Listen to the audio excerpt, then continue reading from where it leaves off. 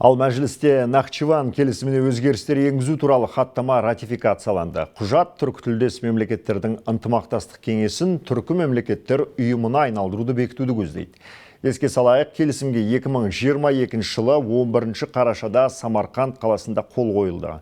Түркітілдес мемлекеттердің ынтымағын нығайтуда мақсат тұтқан құжат туралы сыртқы істер министрінің орынбасары Әлібек Бақаев әріптесім Айдана Үсенбайға сұхбат берген еді. Назарларыңызға ұсынамыз.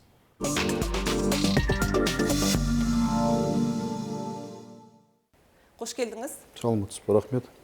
Парламентте Нахчыван келісіміне өзгерістер енгізу туралы заң жобасы қаралды. Нақты қандай өзгерістер? Тоқталып кетіңізші.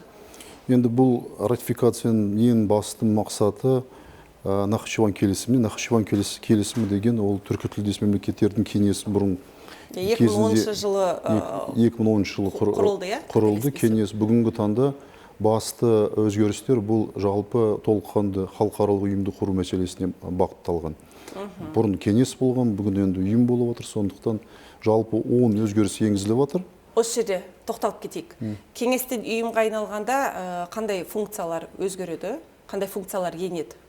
Енді ең біріншіден заңды түрде халықаралық заңды алатын болсақ, кеңес ұйым, толыққанды ұйым, ол кейбір басқа халықаралық және аймақты ұйымдармен бірге жұмыс істей алады. Мысал ретінде жаңа ғана мен парламент депутаттарға айтып кеткен, біраз жылдары мүше мемлекеттер, кеңестің мүше мемлекеттері біріккен ұлттар ұйымында және азық түлік қауіпсіздік ислам ұйымына байқаушы ретінде кіреміз деп жұмыс істеп жатыр.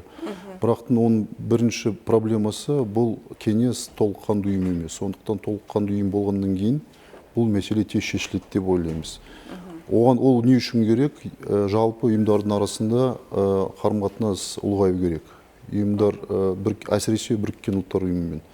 Сондықтан осында өзгерістер өте маңызды. Сонымен қатар біз бүгінгі таңда бар түркі институттарын екі топқа бөліп отырмыз. Сабақтас және үлестес топқа бөліп отырмыз. Сабақтас топқа түркпа мен түрксой кіретін болса, үлестес топқа бүгінгі таңда түркі академиясы мен түркі мәдениет және мұрасы қоры кіріп отыр. Олардың айырмашылығы сабақтас топқа кіретін ұйымдар, олар өз жұмысын өздері қалыптастырады, бюджеттерін өздері қабылдайды. Мысалы, түркпаны алатын болсақ, түркпаның бюджетін тек қана депутаттар өздері қабылдайды, қарастырады және қабылдайды. Түрксойды алатын болсақ, түрксойдың қасында арнайы мәдени министрлердің кеңесі құрылған. Сол мәдени министрлердің кеңесіне арнайы құзырет берілген. Олар бюджетті де кадрлық мәселелерді өздері шеше алады. Ал енді басқа топталатын болса, үлестеске келетін болса, оған қазіргі таңда екеуі кіріп отыр. Ол жерде бюджет болсын ба, басқа кадрлық мәселесі болсын ба, оны сыртқы істер министрлер және мемлекет басшылары қабылдайды. Оған арнайы мемлекеттік органдар қарамайды.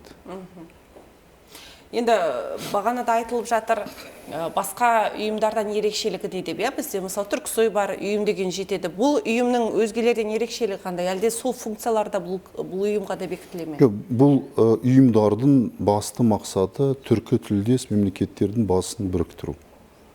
Түркі тілдес мемлекеттердің арасында экономикалық жағдайды жақсарту, сауда айналымын көтеру, саяси жағынан кейбір сұрақтарды шешу. Былтыр қараша айынан бастап, биылғы қараша айға дейін Қазақстан төраға болған. Сол төрағалық кезінде біз 100-ден аса шараларды өткіздік. Бұл 5 ұйымның шеңберінде. Оған қоса біздің бастамаларымыз іске асырылды. Атап айтқанда, мысалы, нақты айтқанда, электрондық сауданы ұлғайту үшін Қазақстан арнайы ұсыныспен шықты. Мүше мемлекеттер бұл ұсыныстарды қарастырып, оның негізінде аяғында келісім шартқа қол қойды. Енді түркі мемлекеттердің арасында электрондық сауданы жасауға болады деген сөз. Айтып кететін тағы бір мәселе бар. Біздің бастамамызбен биыл осы жылдың басында түркі инвестициялық қоры құрылды. 6-шы ұйым. Бірақ та бұл ұйым осы Нахчыван хаттамасына, мына хаттамаға кірмеген себебі, бұл ұйым Нахчыван хаттамасы 2022 жылы әзірленсе, бұл ұйым 2024-те құрылды. Бірақ бұл ұйымның басты мақсаты инвестициялық көмек көрсету. Арнайы комиссия жұмыс істейді, мамандар жұмыс істейді.